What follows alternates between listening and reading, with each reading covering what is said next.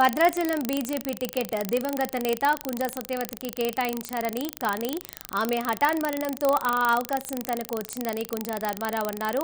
President MLA Bhadrachala ప్రాంతవాసి కాదని, ములుగు నుండి వలస వచ్చాడని అన్నారు. ఈసారి భద్రాచలం ప్రజలు బీజేపీని ఆదరించాలని కోరారు. భద్రాచల రామాలయాన్ని రాష్ట్ర ప్రభుత్వం మర్చిపోయినప్పటికీ కేంద్ర ప్రభుత్వం అభివృద్ధి చేయడానికి కంకణం కట్టుకుందని అంటున్న భద్రాచలం బీజేపీ అభ్యర్థి కుంజ ధర్మారావుతో మా భద్రాద్రి ప్రతినిధి నవీన్ ఫేస్ టు ఫేస్.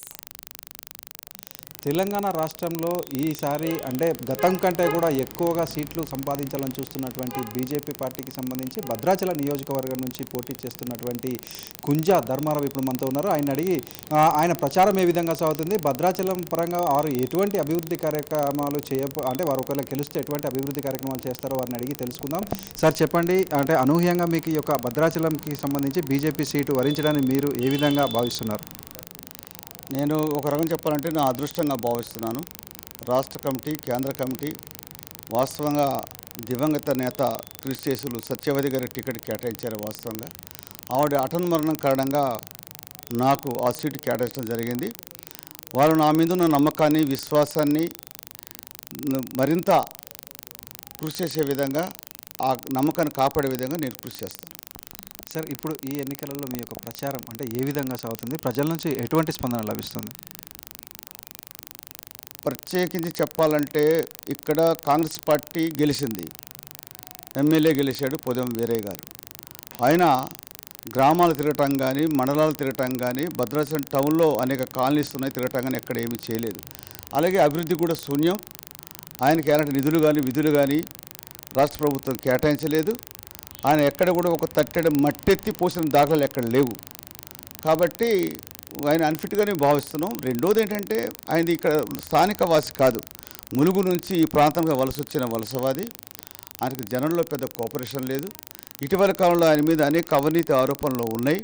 దానికి కారణం ఏంటంటే దళిత బంధు అని చెప్పేసి ఒక స్కీము పెట్టడం జరిగింది రాష్ట్ర ప్రభుత్వం. అందులో అనేక అవకతవకలు ఉన్నాయి. ఆ దళిత బంధులోనే కొంత భాగం వాళ్ళ పార్టీ నాయకులు, ఎమ్మెల్యే గారికి ముట్టినట్టుగా ప్రచారం బాగా అవుతుంది. సార్, ఇప్పుడు చూసుకుంటే భద్రాచలం నియోజకవర్గాన్ని అంటే కాంగ్రెస్ పార్టీకి అంటే గతంలో అయితే గెలిచిన పరిస్థితి ఉంది. నేను అన్ని విధాలుగా కూడా భద్రాచలాన్ని అభివృద్ధి చేస్తున్నాను, ప్రజల యొక్క మద్దతు నాకే లభిస్తుంది, ఈసారి మరలా కూడా నేనే గెలుస్తానని ఇటు పోదం వీరయ్య అంటున్నారు. అదేవిధంగా అంటే ఇటు బీఆర్ఎస్ ప్రభుత్వం చేసినటువంటి అభివృద్ధి పథకాలు నన్ను గెలిపిస్తాయని ఇటు తెల్లం వెంకటరావు, అంటే మీ ప్రత్యర్థులు ఇద్దరు కూడా గెలుపుపై దీపం వ్యక్తం చేస్తున్నారు.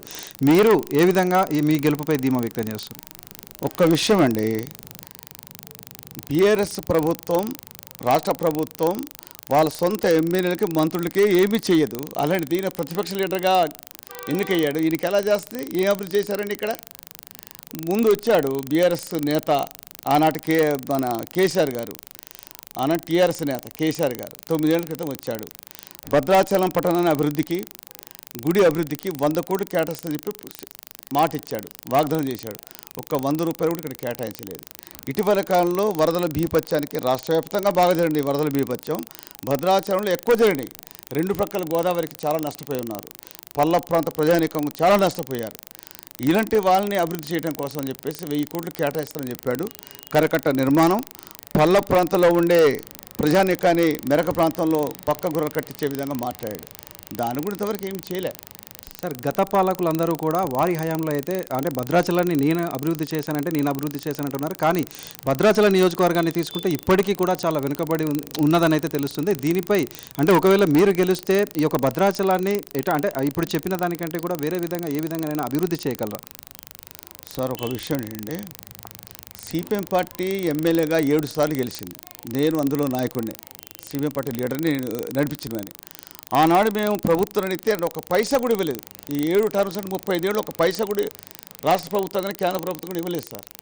మేము అందు నుంచి మళ్ళీ కాంగ్రెస్ వచ్చిన తర్వాత ఎమ్మెల్యే గారు గెలిచిన తర్వాత చాలా అభివృద్ధి చేసాం వారు చెప్పాలంటే. ఆ తర్వాత ఎవరు చేయలేదే. మళ్ళీ రాజా గారు వచ్చారు, సిపిఎం ఈయన వచ్చేసిందా?